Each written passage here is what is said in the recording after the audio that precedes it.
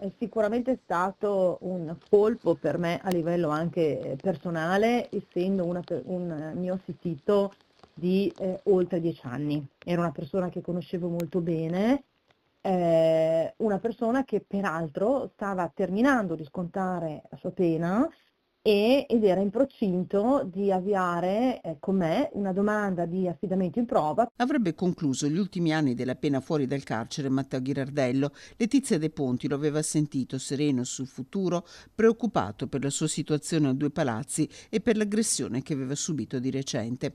Non si dà pace, come la mamma di Matteo Ghirardello. 34 anni, originario di Romano de Zelino, l'uomo si sarebbe tolto la vita giovedì scorso nella sua cella. Sulla sua morte la procura di Padova ha aperto un fascicolo per istigazione al suicidio. Sabato sarà eseguita l'autopsia. Chiederemo alla procura di indagare sulle ultime ore e sugli ultimi giorni di vita di Matteo Ghirardello. Perché? Perché il ragazzo nei giorni scorsi era stato picchiato da un gruppo di altri detenuti e picchiato in modo molto pesante, tanto che aveva un ginocchio malmesso. Aveva anche scritto alla mamma una lettera datata 16 gennaio, ma arrivata solo 9 giorni dopo. La mamma, avendo un ragazzo che esce dal carcere, dando le disposizioni delle sue ultime volontà, è chiaro che si era preoccupata e mi aveva chiamato la sera prima, a dire il vero senza dirmi precisamente per la lettera, dicendo che suo figlio aveva paura. C'è da capire che cosa è capitato in quelle 3 ore per arrivare lì,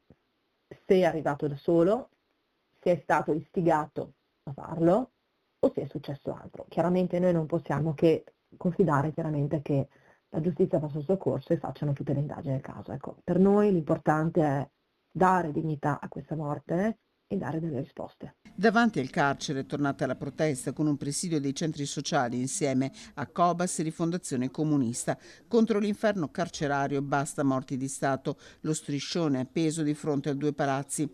La mobilitazione continua anche da parte della politica, con Elena Ostanel, consigliera regionale di AVS, che ha presentato un'interrogazione. Dopo i fatti gravissimi accaduti a Padova abbiamo depositato oggi una richiesta di audizione in Commissione Quarta di tutti i soggetti competenti rispetto alle politiche carcerarie in Veneto, perché non basta più ascoltare ogni anno la relazione del Garante che ci dice che la situazione carceraria in Veneto è fuori controllo, con tassi di sovraffollamento altissimi.